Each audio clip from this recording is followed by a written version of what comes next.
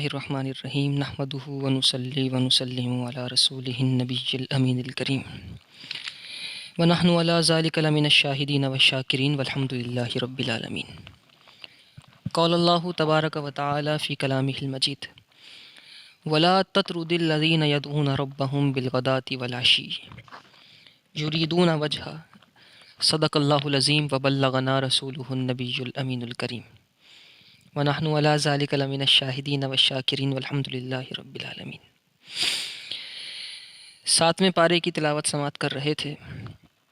سورہ انعام کے اندر اللہ تعالیٰ نے جانوروں کے متعلق بیان فرمایا ہے، کون سے جانور حلال ہیں، کون سے حرام ہیں، مفصل طریقے سے ان تمام چیزوں کا ذکر کیا ہے، اور بھی کئی مضامین کی آیات اس سورہ مبارکہ میں موجود ہیں۔ اس سورت کی جس آیت کی تفسیر آج ہم سننے جا رہے ہیں، وَلَا تَطْرُدِ الَّذِينَ يَدْعُونَ رَبَّهُمْ بِالْغَدَاةِ وَالْعَشِيِّ، اور تم دور نہ کرو ان لوگوں کو جو اپنے رب کو صبح اور شام یاد کرتے ہیں۔ یریدون وجہہ، کیوں یاد کرتے ہیں؟ وہ اس کی رضا چاہتے ہیں۔ اس آیت کا شان نزول یہ ہے کہ نبی پاک صلی اللہ علیہ وسلم کی بارگاہ میں کچھ غریب صحابہ کرام موجود تھے، تو کفار کی ایک جماعت آئی اور کہنے لگی کہ یا رسول اللہ، ہم آپ پر ایمان لائیں گے، لیکن شرط یہ ہے کہ آپ کے آس پاس جو غریب صحابہ موجود ہیں انہیں اپنے پاس سے اٹھا دیں، ہماری یہ شرط ہے، پھر ہم ایمان لے آئیں گے۔ تو نبی پاک صلی اللہ علیہ وسلم نے فرمایا میں ان صحابہ کو نہیں اٹھاؤں گا۔ نبی پاک صلی اللہ علیہ وسلم نے جو بات ارشاد فرمائی، اللہ تعالیٰ نے اسی کے موافق قرآن کی آیت کا نزول فرما دیا اور فرمایا تم دور نہ کرو ان لوگوں کو جو اپنے رب کو صبح اور شام یاد کرتے ہیں، اس کی رضا چاہتے ہیں۔ اس کے بعد جو آیت ہے، اس آیت کے اندر اللہ تعالیٰ نے کافروں کے تکبر کو بیان فرمایا اور فرمایا وَكَذَلِكَ فَتَنَّا بَعْضَهُم بِبَعْضٍ، اسی طرح ہم نے ان کے بعض کو بعض سے آزمایا۔ کیسے آزمایا؟ اس طرح آزمایا کہ لِيَقُولُوا أَهَٰؤُلَاءِ مَنَّ اللَّهُ عَلَيْهِمْ مِن بَيْنِنَا، کہ یہ وہ لوگ ہیں جن پر اللہ تعالیٰ نے ہمارے درمیان ان پر احسان فرمایا، یعنی کافروں کو آزمایا مسلمانوں کے ذریعے سے۔ وہ جو مالدار کافر ایمان لانے کے لیے آئے تھے اور اپنی یہ شرط لے کر آئے تھے کہ ان غریب صحابہ کو اٹھا دیں پھر ہم ایمان لے آئیں گے، ان کافروں کو، مالدار کفار کو آزمایا غریب مومنین، غریب مسلمانوں کے ذریعے سے۔ الیس اللہ بعالم بالشاکرین۔ اس آیت میں گویا کہ تکبر کی بھی مذمت ہے۔ تکبر ایک باطنی بیماری ہے۔ جس طرح ظاہری بیماریاں ہوتی ہیں، کچھ باطنی بیماریاں بھی ہوتی ہیں جنہیں اگر ختم کر دیا جائے تو تزکیہ نفس ہو جاتا ہے، نفس پاکیزہ ہو جاتا ہے، اور روح کی پرواز اگر چاہیے ہو، روح کی بلندی چاہیے ہو، کسی کو چاہتا ہے کوئی کہ وہ عارف بن جائے، تو اس کو چاہیے وہ ظاہری بیماریاں تو ہوں، اگر وہ عارف بننے سے منع نہیں کرتی، اگر باطنی بیماری ہو تو پھر وہ عارف بننے کی راہ میں رکاوٹیں بن جاتی ہیں۔ اور باطنی بیماریوں میں ایک بیماری تکبر بھی ہے، جس کا ذکر قرآن مجید فرقان حمید کی اس آیت کے اندر ضمناً موجود ہے۔ تکبر پیدا کیسے ہوتا ہے؟ تکبر آتا کس طریقے سے ہے؟ اس کے بارے میں علماء کرام نے 8 اسباب ایسے ذکر فرمائے ہیں جن کی وجہ سے تکبر آ جاتا ہے۔ ہمارے یہاں لوگ یہ سمجھتے ہیں بعض اوقات، وہ جیسے جو غریب ہوتا ہے وہ یہ کہتا ہے کہ مجھ میں تکبر کہاں سے آئے، میں تو غریب ہوں، میرے پاس کوئی مال تھوڑی ہے، میرے پاس کوئی ایسی چیز تھوڑی ہے جس پر میں اتراؤں، تکبر کروں۔ تکبر کے اسباب میں مال تیسرا سبب ہے۔ تیسرا سبب ہے تکبر کے اسباب میں سے مال، پہلا نہیں ہے، اور ہم سمجھتے ہیں کہ مال ہی سب سے بڑا سبب ہے تکبر کا۔ تکبر کے اسباب میں سے سب سے پہلا سبب علم ہے، کیونکہ علم کی وجہ سے تکبر آتا ہے۔ علم اور تکبر لازم اور ملزوم ہے۔ جب علم آ جاتا ہے انسان کے پاس، تکبر خود بخود آ جاتا ہے، الا قلیل کچھ ایسے لوگ جن پر اللہ تعالیٰ نے اپنا خاص فضل و انعام فرمایا ہو۔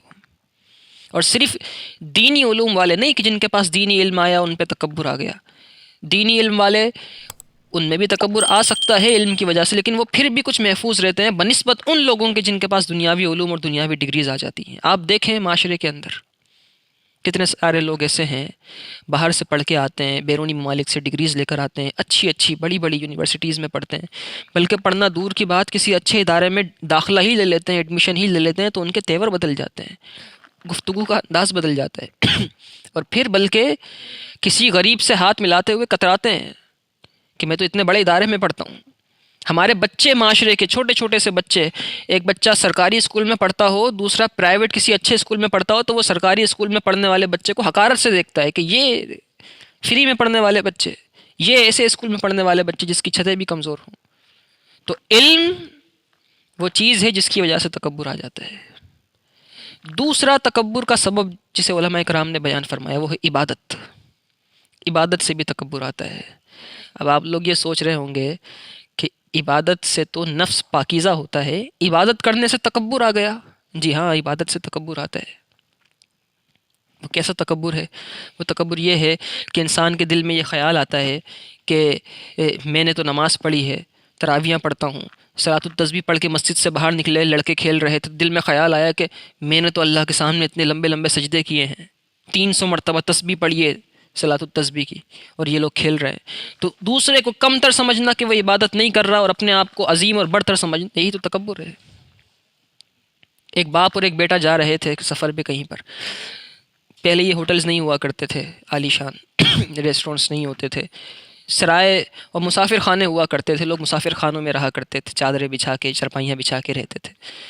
تو اس باپ اور بیٹے نے کہا کہ یہاں پڑاؤ ڈال لیا جائے، رات کا وقت ہے۔ انہوں نے رات کو وہاں ٹھہراؤ کیا، پڑاؤ کیا وہاں پہ۔ رات کا وقت ہوا، تہجد کا وقت ہوا، تو باپ نے اپنے بیٹے کو اٹھایا، بیٹا اٹھو تہجد کا وقت ہو گیا۔ بیٹا اٹھا۔ جب بیٹا اٹھا دونوں نے تہجد کی نماز پڑھی، تہجد کی نماز کے بعد پھر فجر کی نماز پڑھنے چلے گئے۔ فجر کی نماز پڑھ کے جب واپس آئے اپنے سرائے خانے پہ دونوں، تو باپ سے بیٹا کہنے لگا کہ ابا جان، یہ سارے تو سوئے پڑے ہیں، ہم نے جا کے فجر کی نماز پڑھی، تہجد پڑھی، یہ کیسے لوگ ہیں؟ باپ نے کہا بیٹا اگر تجھے یہی سب کرنا تھا تو اس سے بہتر تھا تو سویا ہی رہتا، اس سے بہتر تھا تو سویا رہتا۔ تو تکبر عبادت سے بھی آتا ہے کہ میں نے تو عبادت کر لی، میں نے اللہ کے سامنے جھک گیا، میں نے اتنے سجدے کی، اتنے نوافل پڑھے، اتنے صبح شام میرے ہاتھ میں تسبیح رہتی ہے۔ یہ بھی ایک سبب ہے تکبر کا۔ تکبر کا پھر تیسرا سبب ہے مال، جس کی وجہ سے تکبر آ جاتا ہے انسان کے اندر، اور یہ بڑا عام سبب ہے۔ جس کے پاس مال ہوتا ہے، غریب ہوتے ہیں، امیر اچانک سے ہو گئے، تکبر آ جاتا ہے، غریبوں سے ملنا چھوڑ دیا ہے۔ بلکہ یہاں تک ہوتا ہے کہ اگر کسی امیر ہو جائے، اس کا غریب بھائی ہو، تو وہ اپنے غریب بھائی کو اپنا بھائی بتاتے ہوئے کتراتا ہے، کہتا ہے کہ میرا بھائی نہیں، دور کا رشتہ دار ہوگا۔ راستے سے گزر جاتے ہیں دونوں، اس کی دکان کے سامنے سے گزر جائے گا غریب بھائی کی، اور پوچھے گا بھی نہیں کہ یہ میرا بھائی تھا، کیونکہ اب پیسہ آ گیا۔ اور جب پیسہ آتا ہے تو تکبر آ جاتا ہے، مال آتے تو تکبر آ جاتا ہے۔ ایک عورت تھی، اللہ کی راہ میں بڑا خرچ کیا کرتی تھی، بڑی رحم دل تھی، صالح تھی۔ دروازے پر دستک ہوئی، اس کے گھر پہ ایک سائل آیا، مانگنے والا آیا۔ دروازہ بجا، اس نے پوچھا کون؟ اس نے کہا کہ کئی دن سے بھوکا ہوں، کچھ موجود ہو تو دے دو۔ تو وہ عورت اپنے شوہر کے پاس گئی، کہنے لگی دروازے پر کوئی سائل آیا ہے، اجازت ہو تو اسے کچھ دے کر آ جاؤں، خیرات دے دوں، کچھ اسے صدقات دے دوں۔ تو شوہر نے کہا کہ نہیں، کوئی ضرورت نہیں ہے دینے کی، یہ تو روزانہ آ جاتے ہیں مانگنے کے لیے، ان کا تو روزانہ کا کام ہے، روزانہ کچھ نہ کچھ مانگنے کے لیے کھڑے ہوتے ہیں دروازے، کوئی ضرورت نہیں ہے۔ تو وہ عورت کہنے لگی میں نے دیکھا ہے کوئی بڑا نحیف اور کمزور انسان لگتا ہے، اور آواز سے بھی یوں لگتا ہے جیسے کئی دن سے بھوکا ہو، تیرے مال سے کچھ نہیں دوں گی، جو مجھے میرے میکے سے ملتا ہے، مجھے میرے گھر سے ملا ہے، میرے ماں باپ نے دیا، اس میں سے کچھ دینے کی اجازت۔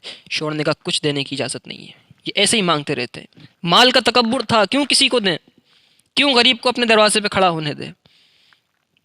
لیکن وہ عورت رحم دل تھی، وہ اپنے کمرے میں جاتی ہے، کچھ پیسے لے کر آتی ہے، اور چپکے سے لا کے اس سائل کے، اس فقیر کے ہاتھ میں رکھ دیتی ہے، اور رکھنے کے بعد جیسے ہی دروازہ بند کر کے مڑتی ہے تو پیچھے اس کا شوہر کھڑا ہوتا ہے، اور غصے میں، تیش کے عالم میں کہتا ہے کہ میں نے تجھے منع نہیں کیا تھا کہ کسی کو کچھ دینے کی ضرورت نہیں ہے، تو نے کیوں اس کو دے دیا؟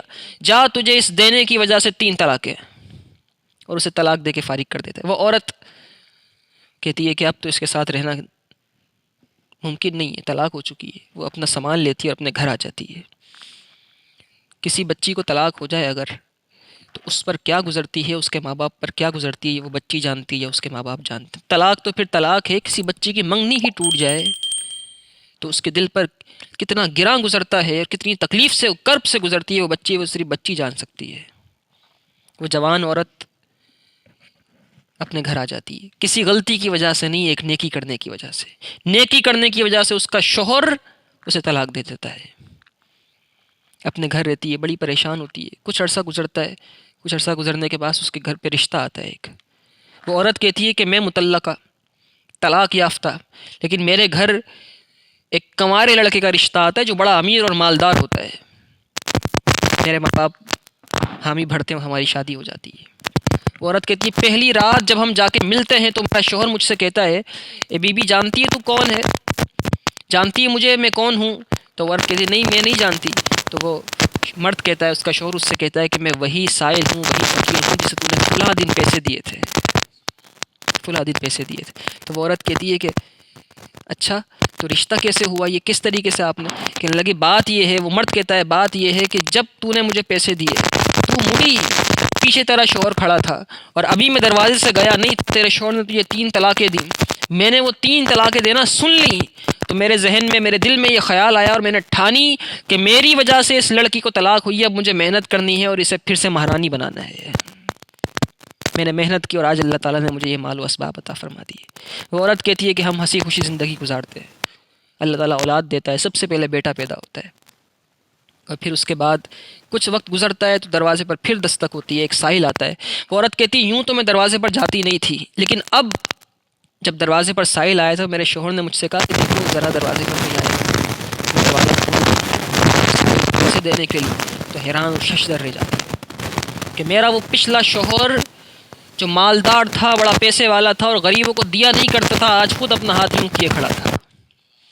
تو بڑے بڑے مالدار لوگ، تکبر کرنے والے لوگ، ایک لمحہ نہیں لگتا آسمان سے زمین بن جاتے ہیں۔ دینے والے لوگ، ترکی میں زلزلہ آیا نا، جو دینے والے تھے، زکوٰۃ دینے کے مستحق، زکوٰۃ دینے والے تھے، صاحب نصاب لوگ تھے، جو ایک لمحہ گزرا، عمارتیں گری، سب تباہ ہو گئے، مستحق بن گئے، ایک ایک وقت کی روٹی کے محتاج ہو گئے۔ تو مال بھی تکبر کے اسباب ایک سبب ہے۔ پھر اس کے بعد جو اگلا سبب ہے تکبر کے اسباب میں سے، وہ ہے حسب و نسب، ذات۔ میری ذات بڑی اونچی ہے، یہ فلاں قبیلے سے تعلق ہے، میری فلاں ذات ہے، اور یہ ہمارے معاشرے میں تو بڑا عام ہے۔ یہ کسی کم ذات تو کوئی ہوتی ہی نہیں ہے، لیکن معاشرے میں اگر کسی کو دیکھ لیں جس کی ذات کوئی ایسی ہو جسے معاشرے میں کم سمجھا جاتا ہو، تو اس کو حقارت کی نگاہ سے دیکھتے ہیں کہ تم ہمارے ساتھ مت بیٹھو، تمہارے ساتھ ہم کیوں کھانا کھائیں، تمہاری تو ذات ایسی ہے، تمہاری تو حسب نسب ایسا ہے، تمہارے تو باپ یہ کیا کرتے تھے، تمہیں تو آج پیسہ مل گیا، کل تک تمہارے باپ جو جھاڑو لگایا کرتے تھے، اور نہ جانے کیا کیا تانے۔ حسب و نسب کی وجہ سے تکبر کیا جاتا ہے۔ نبی پاک صلی اللہ علیہ وسلم نے حسب و نسب کی وجہ سے کیے جانے والے تمام تکبروں کو حجۃ الوداع میں زمین بوس فرما دیا، ختم فرما دیا جڑ سے۔ فرمایا کسی کالے کو گورے پر کوئی فضیلت نہیں، کسی عربی کو اجمی پر کوئی فضیلت نہیں، اگر فضیلت کا کوئی معیار ہے تو وہ صرف تقوی ہے، صرف تقوی و پرہیزگاری ہے۔ پھر اس کے بعد جو اگلا سبب ہے جس کی وجہ سے تکبر پیدا ہوتا ہے، وہ ہے کامیابیاں۔ پیدر پہ کامیابیاں ملنا شروع ہو جائیں، اگر کسی کو امتحانات میں پوزیشنیں لیں ہر کلاس میں، پھر اس کے بعد بڑی کلاسوں میں چلا گیا، یونیورسٹی لیول پر چلا گیا، نوکری لگی، بڑی اچھی نوکری لگی، پھر پروموشنز ہوتی گئیں، پھر بڑے اچھے رینک پر چلا گیا، دل میں تکبر آتا ہے کہ میں تو بڑا صلاحیت والا انسان ہوں، میں تو کسی میدان میں پیچھے نہیں رہتا، میں تو مٹی میں ہاتھ ڈالوں سونا بن جاتی ہے۔ دل میں تکبر پیدا ہوتا ہے، اور پھر وہ ان لوگوں کو جو زندگی میں اتنے کامیاب نہیں ہوئے حقارت کی نگاہ سے دیکھتا ہے۔ یہ کامیابیاں ملنا دراصل رب ذوالجلال کی دین، اس کی عطا ہے، اس کا فضل و انعام ہے۔ ان کامیابیوں پر تو اسے مزید جھک جانا چاہیے۔ شیخ سعدی علیہ رحمٰن نے فرمایا تھا نا، نہت شاخ پر میوہ سر بر زمیں، جو شاخ جس پر پھل لگتا ہے، جس پر زیادہ پھل لگتا ہے، وہ تو اور جھکتی چلی جاتی ہے۔ اکڑ کے کھڑا ہونا یہ پھلدار درخت کی شان نہیں ہے، اکڑ کے وہ درخت کھڑا ہوتا ہے جس پر پھل ہی نہیں ہوتا، جس پر پھل ہی نہیں ہوتا۔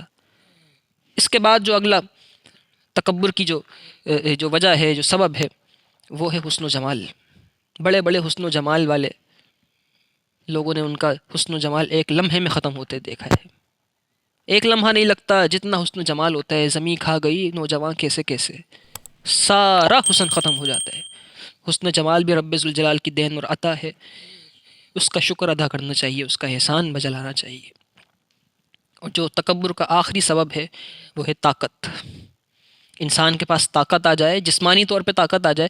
معاشرے میں دیکھ لیجئے گا، اپنے گلی محلوں میں دیکھیں کوئی اگر نوجوان ایسا ہے جس کو جسمانی طاقت اللہ نے دی ہے، وہ ہر ایک سے لڑتا ہوا نظر آئے گا کہ وہ اس نے مجھے تیز آواز سے پکار لیا تو میں اس کو مارنے پہ تیار، اس نے مجھے یوں کہہ دیا تو میں اس کو ماروں گا.